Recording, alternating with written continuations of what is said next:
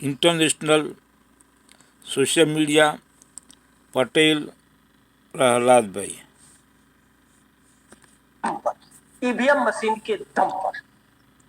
अब इसी बात को जब राहुल गांधी ने इंडिया गठबंधन के उन लोगों को यह कहा था कि आप एक हो जाइए, इस सरकार को बदल देते, उस वक्त नीतीश और नायडू आने की फिराक में थे। इस तरह की खबरें निकली थी। उस वक्त ममता बनर्जी ने कहा था कि हम कन्वेनर बनेंगे, हम पश्चिम बंगाल से इंडिया गठबंधन को चलाएंगे। अखिलेश यादव नहीं, हम अडानी के मुद्दे पे नहीं रहेंगे। अडानी कौन है?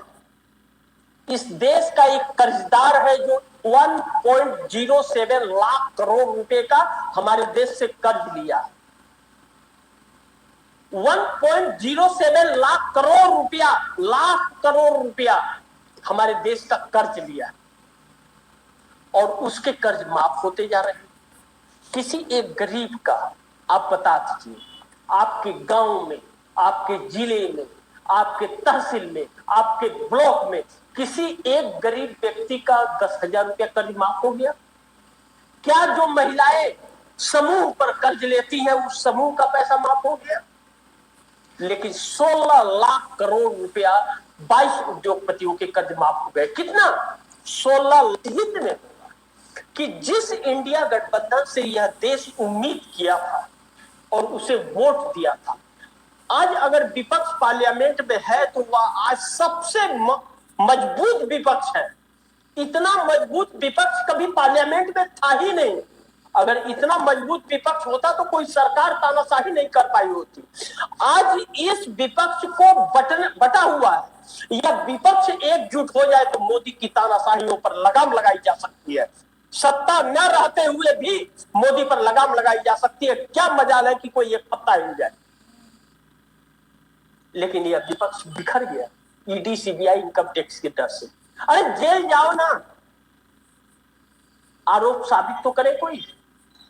लेकिन कहते हैं कि चोर के दाढ़ी में तिनका, चोरी की है तो डर तो लगेगा। और यह तो ऐसी सरकार है कि कोई आपके पास गवाह, आपका प्रूफ नहीं है तो प्रूफ पैदा कर देंगे।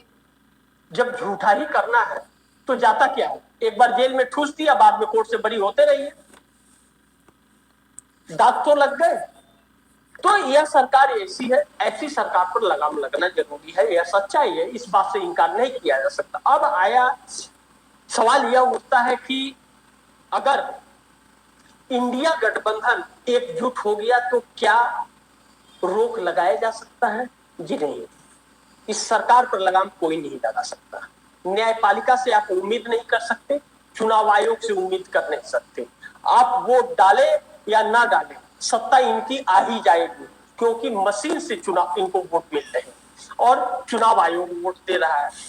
ऐसे में विपक्ष अगर एकजुट होता है, जो सही बातें देश की जनता तक नहीं पहुंच पा रही है, विपक्ष एकजुट होकर के सभी पार्टियां एक साथ, उसके कार्यकर्ता एक साथ सड़क पर आते हैं, तो इस देश को पता चलेगा कि हाँ, असलियत क्या है, क्यों यह धरना कर रहे हैं।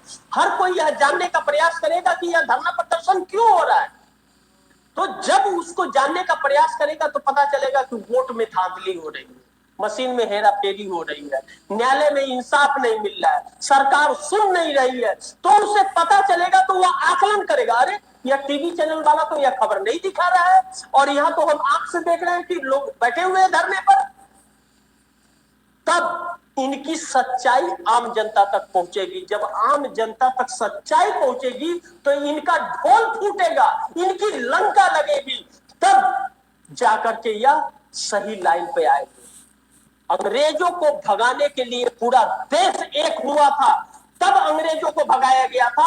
आज फिर हुआ वक्त है कि एक हो जाओ और अपनी सूझबूझ से, अपनी समझ से आंखें खोल करके, देख के, पहचान करके, कौन है जो आपके लिए कार्य कर सकता है, कौन है जो आपके बच्चे को रोजगार दे सकता है, कौन है जो महंगाई कम कर सकता है, कौन है जो आम आदमी के जीवन के 3 अंग है, जो रोटी, कपड़ा और मकान कौन देने की क्षमता रखता है, उसे वोट कीजिए, बाकी किसी को मत दीजिए। और ईवीएम बंद होकर के बैलेट पेपर होना चाहिए। एक वोटर होने की वजह से मैं भी इस बात की मांग करता हूं कि बैलेट पेपर से चुनाव होना चाहिए। चुनाव आयोग और मशीन पर हमें विश्वास नहीं है। चुनाव आयोग कौन होता है ईवीएम में हमसे वोट डलाने वाला? इन बातों को जब तक आवाज नहीं उठेगा तब तक यह सुनेंगे नहीं, क्योंकि मीडिया दिखाएगा नहीं और आप तक पहुंचेगा नहीं। और दूसरी चीज मैं आखिरी में आप दर्शकों से कहना चाहूंगा कि बहुत सारे चैनलों की रीच व्यू नोटिफिकेशन रोक दिए गए। नोटिफिकेशन आप तक नहीं पहुंच पा रहा है, रीच व्यू नहीं आ रहे चैनलों के।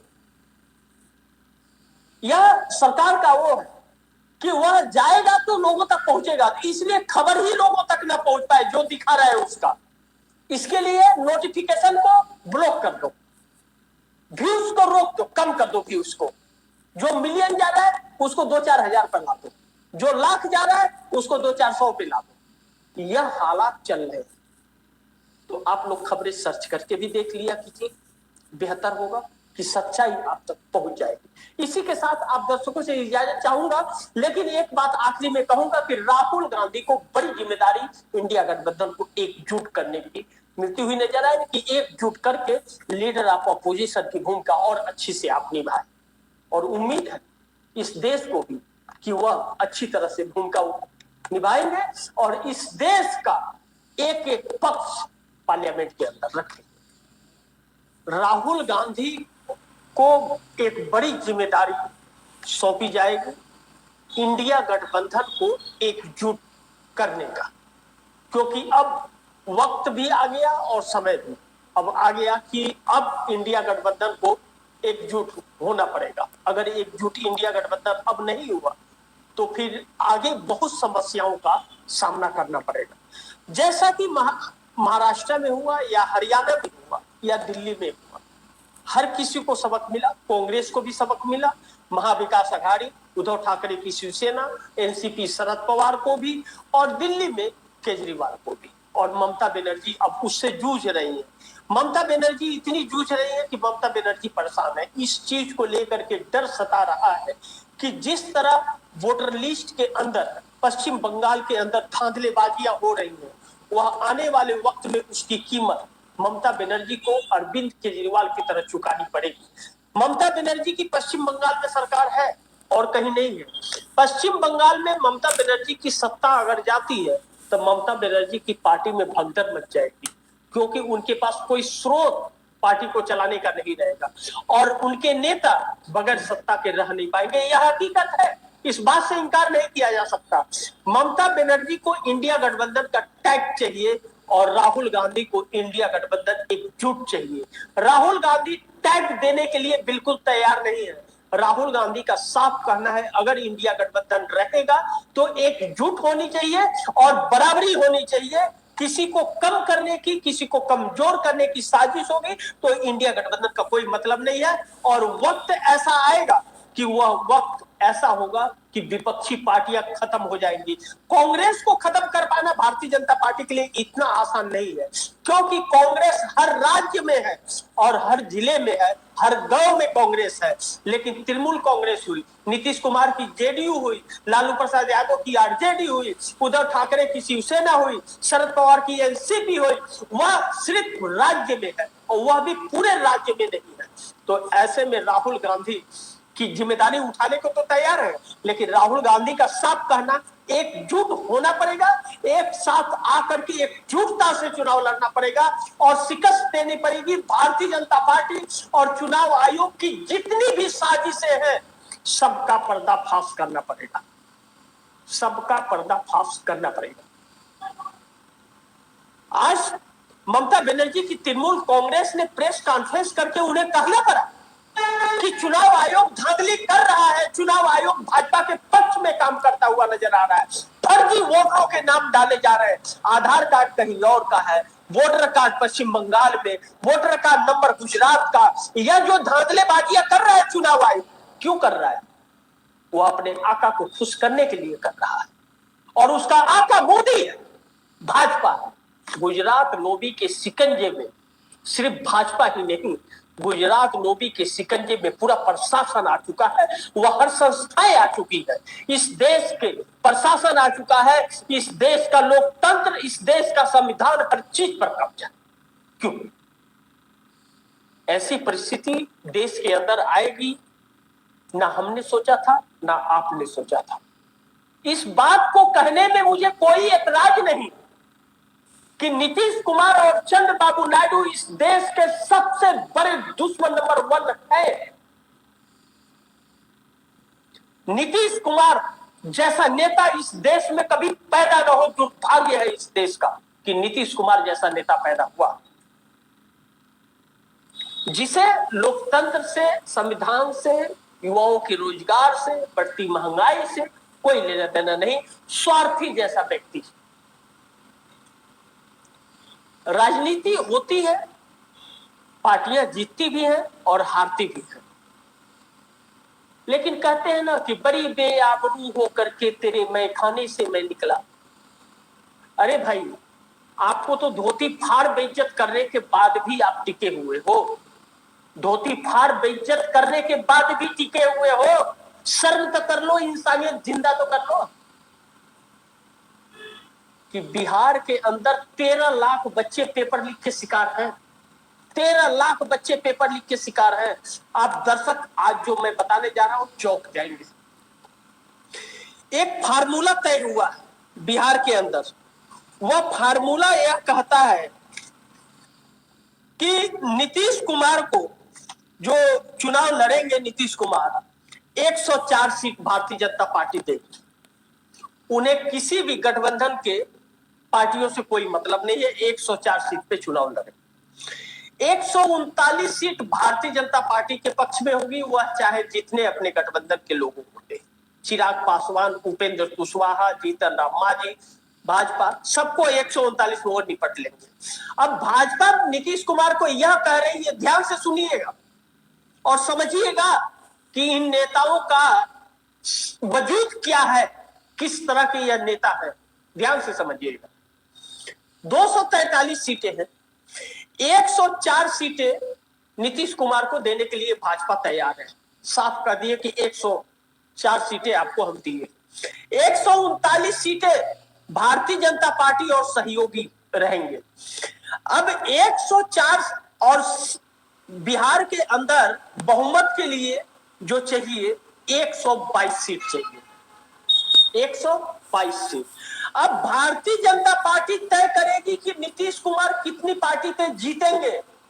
भाजपा ने साफ कहा है कि हम तय करेंगे आप कितनी सीटों पर जीतेंगे, हम तय करेंगे कि हम कितनी सीटों पर जीतेंगे, हम तय करेंगे कि बाकी चिराग पासवान, जीतन राम मांझी, उपेंद्र कुशवाहा कितनी सीटों पर जीतेंगे।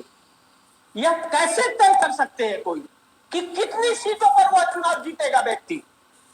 यह कैसे पता चल गया कि कोई व्यक्ति, कौन व्यक्ति इस गठबंधन को वोट देने वाला है?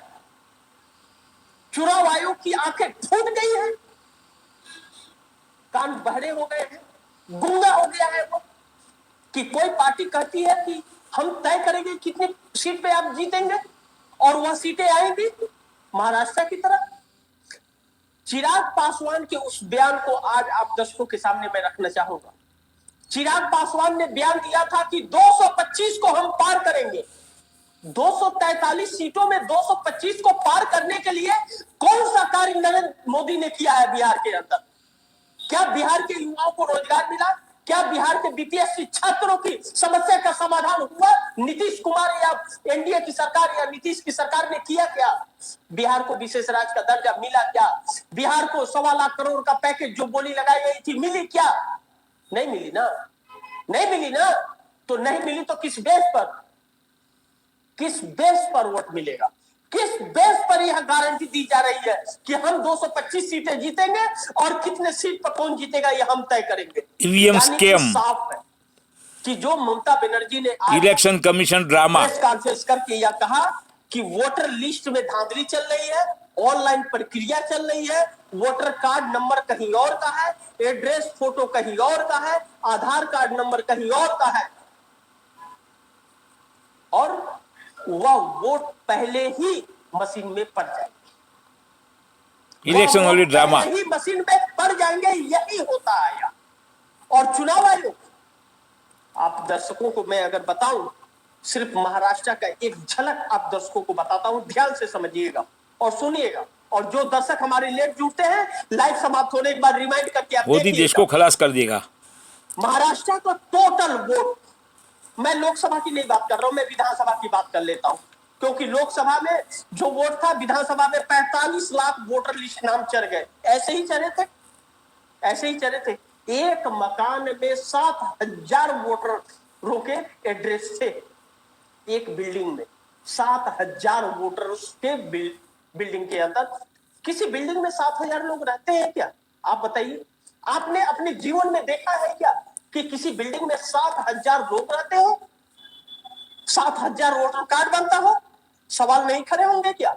दूसरी चीज सुनिए, महाराष्ट्र इलेक्शन कमीशन क्या करता है? टोटल जो चुनाव आयोग के डाटे की बात करता हूं, सुप्रीम कोर्ट क्या करता है? वेबसाइट पे सब फेल है। चुनाव आयोग यह कहता है अपने अनुसार कि मिलिट्री डिपार्टमेंट क्या करता है? 88,195 मतदाता है महाराष्ट्र के अंदर, वह वोट डालेंगे। यानी कि इतने लोगों का कार्ड बना है।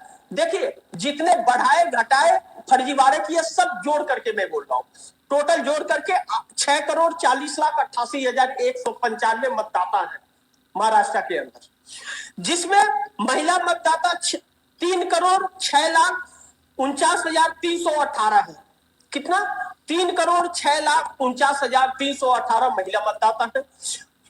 3,34,37,057 पुरुष मतदाता है। 1,820 अन्य मतदाता है। कहां? महाराष्ट्र के अंदर। तो कितने हैं टोटल मतदाता? 6,40,00,000। हजार को छोड़ देते हैं, लाख को ही पकड़ लेते हैं। 6,40,00,000 मतदाता है। और वोट कितने पड़े? 6,45,00,000। मैं बाकी का राउंड फिगर जो नहीं है उसको छोड़ दे रहा हूं, छोड़ देंगे। 6,40,00,000 मतदाता है, 6,45,00,000 वोट पड़े हैं। यानी कि जितना मतदाता है उससे 5 लाख वोट ज्यादा पड़े ना, पड़े ना, पड़े या नहीं पड़े? अगर 5 लाख ज्यादा वोट पड़े तो यह 100% से ज्यादा होता है।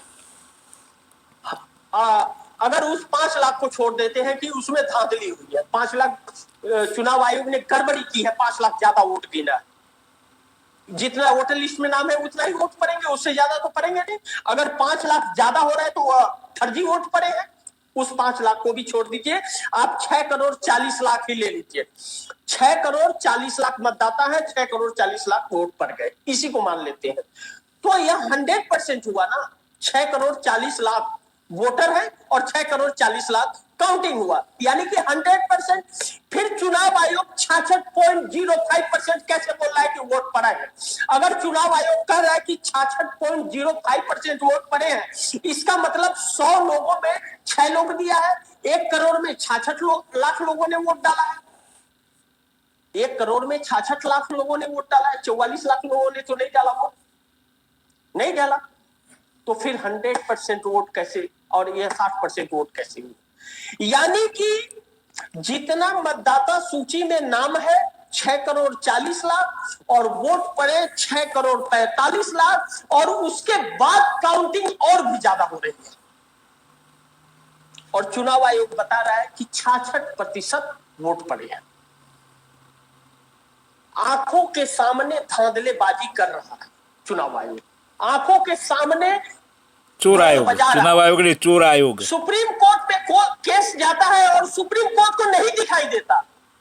सुप्रीम कोर्ट चोर चोर कोर्ट दे रहा है कि 6,40,00,000 ईवीएम पीएम चोर और 6,45,00,000 चोर, वोट पड़े हैं। राजीव चोर कहता है कि सिर्फ 66% गोंगोई चोर।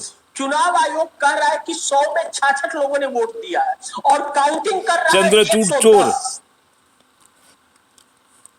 तो क्या न्यायपालिका अंधी है? उसको नहीं दिखाई दे रहा है यह चीज? इस बेस पे फैसले नहीं हो सकते?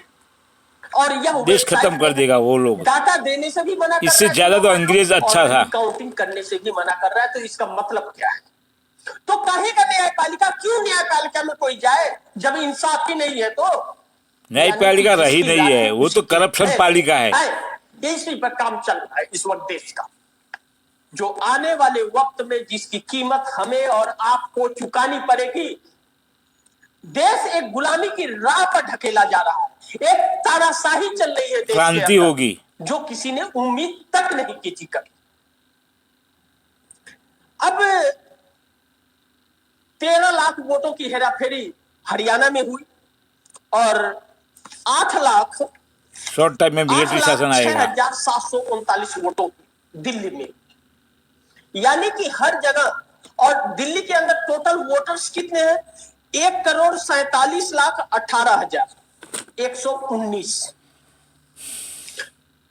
यह लोकसभा चुनाव में थे और विधानसभा चुनाव में 1,55,34,898। अफसोस 4 महीने में भगवान बचावे तो मतदाता बढ़ गए। देश खलासी जैसे 8,06,000 का मतलब हुआ कि दिल्ली जो है वह मात्र 70 सीटों का विधानसभा है। 11,500 वोट हर विधानसभा में बढ़ गए।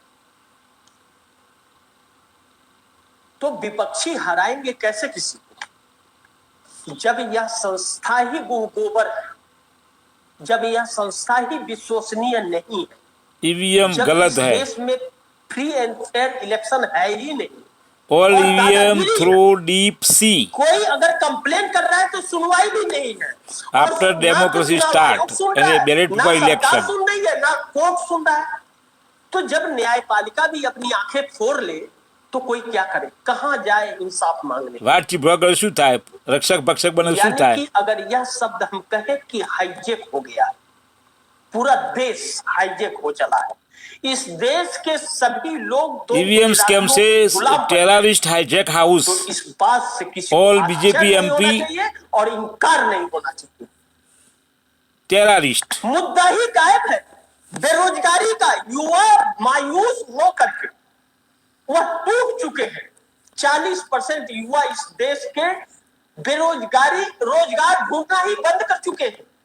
लगातार बेरोजगारी बढ़ गई है। और आप दर्शकों को मैं बताऊं, आप दर्शक यह समझ लीजिए आज मार्केट का हाल, अभी तक तो मैंने बताया था आप दर्शकों को कि 100 लाख करोड़ से ज्यादा का मार्केट टूट चला है। शेयर बाजार 87 के पार हिचकोले खा रहा है। डॉलर के मुकाबले हमारे देश का रुपया 1,33,276.75 करोड़ रुपया, 1,33,276.75 करोड़ रुपया 3 मिनट में शेयर मार्केट में खराब हो गया, क्रैश हो गया मार्केट। किसी टीवी चैनल वाले ने दिखाया क्या? किसी भी एक टीवी चैनलों ने दिखाया इस चीज को? वह चैनल या वह पत्रकार जो है वह किसके गुलाम बन गए? गोदी मीडिया गुंडी मीडिया पत्रकारिता देश का प्रतिनिधित्व करती है, जनता के मुद्दों को दिखाती है, जनता के पास इस सरकार के नाकामियों जीटीवी को आज ले तक आकर के एनडीटीवी सही भी गुंडी परोसना मीडिया। उसका काम होता है। लेकिन वह जनता को गुमराह कर रही है कि नहीं मार्केट अब रंग लाएगा, रंग नहीं ठेंगा लाएगा, ठेंगा लाएगा। 40% युवा बेरोजगार हो गए। आप लोग यह खबर देखने के बाद एक महंगाई पर मैंने मोदी देश खबर को की खलास थी आज कर देगा। मार्केट्स में जाकर के। आप लोग उस खबर को देखिएगा, लाइव में जाइएगा, वीडियो में मत जाइएगा, लाइव में जाइएगा। लाइव में आपको महंगाई पे एक मिलेगा। 3 बजे के तकरीबन मैंने खबर वो की थी। दुकानों में सामान पड़ा है लेकिन कस्टमर नहीं है। ऐसे दुकानों का मैंने सर्वे किया कि जहां 4-4, 5-5 लोगों को हमने कभी देखा था काम करते हुए, वहां मालिक अकेले उस काम कर रहा है, अकेले भी खाली बैठा हुआ है। दुकान का किराया तक नहीं निकल रहा है, उसके खर्चे नहीं चल पा रहे हैं, वह लोग रो रहे हैं। लेकिन बहुत लोग बोलने से कतरा रहे हैं। वह ऑफ कैमरा करवा करके यह कहते हैं कि बाद में हम पीटे जाएंगे।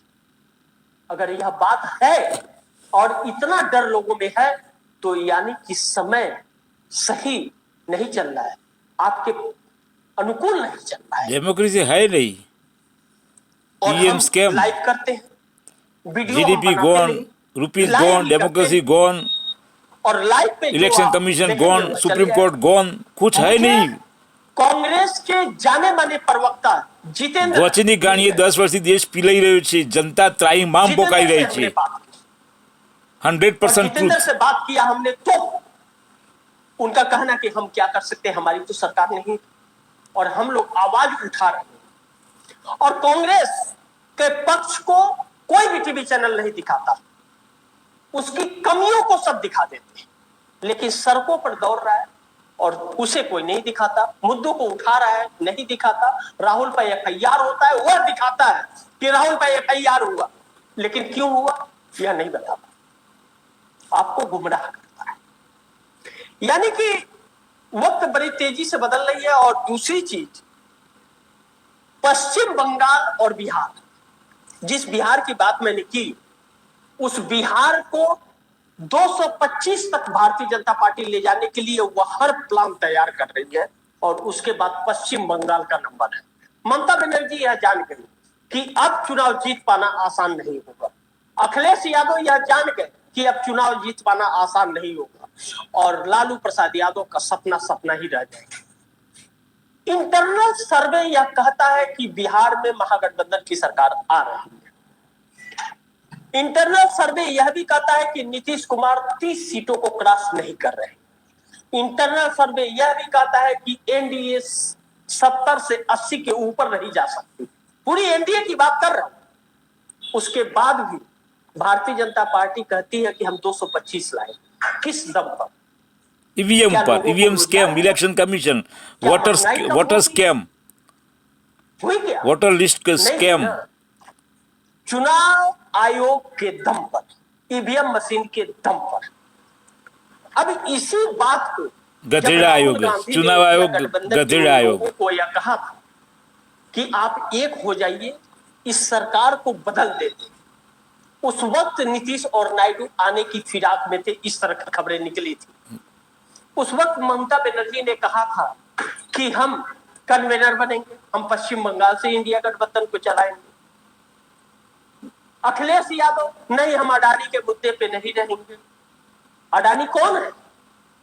इस देश का एक कर्जदार है जो गद्दार है। 1.07 अदानी लाख गद्दार, करोड़ मोदी रुपए का गद्दार, शाह हमारे देश से गद्दार, कर्ज राजीव लिया। गद्दार, चंद्रचूड़ गद्दार, गोंगोई गद्दार, 1.07 सब लाख गद्दार लोग करोड़ रुपया, वो ये लाख हाउस करोड़ में खड़े रुपया होकर देश को चलाते हमारे हैं। देश का कर्ज लिया। देश उनके गद्दे में चली जाएगा। और उसके कर्ज माफ होते जा रहे हैं।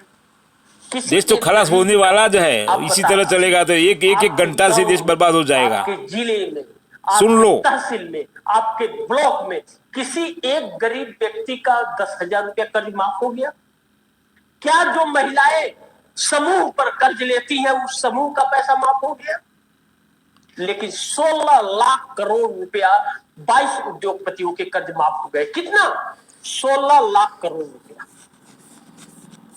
और एयरपोर्ट अडानी का, बंदरगाह अडानी का, और नीतीश मोदी का, नीतीश मोदी का। पार्टी टूट गई, बेइज्जत कर दिए गए।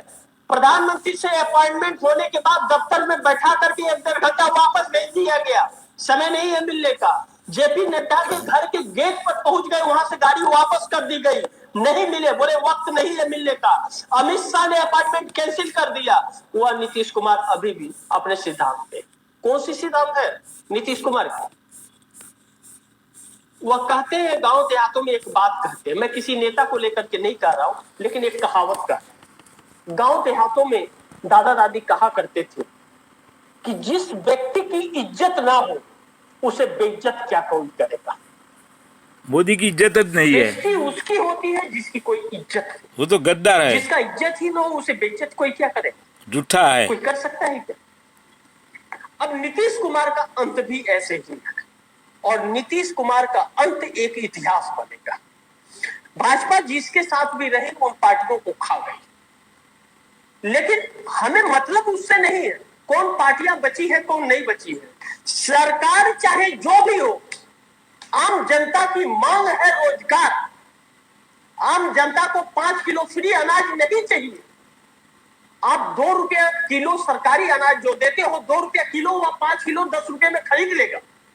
उसे रोजगार तो दीजिए, रोजगार दीजिएगा तो वह 5 किलो अनाज भी खरीद लेगा और अपने माँ बाप का जीवन भी सार्थक कर देगा, उसे भी चला लेगा, उसे भी खुश कर लेगा।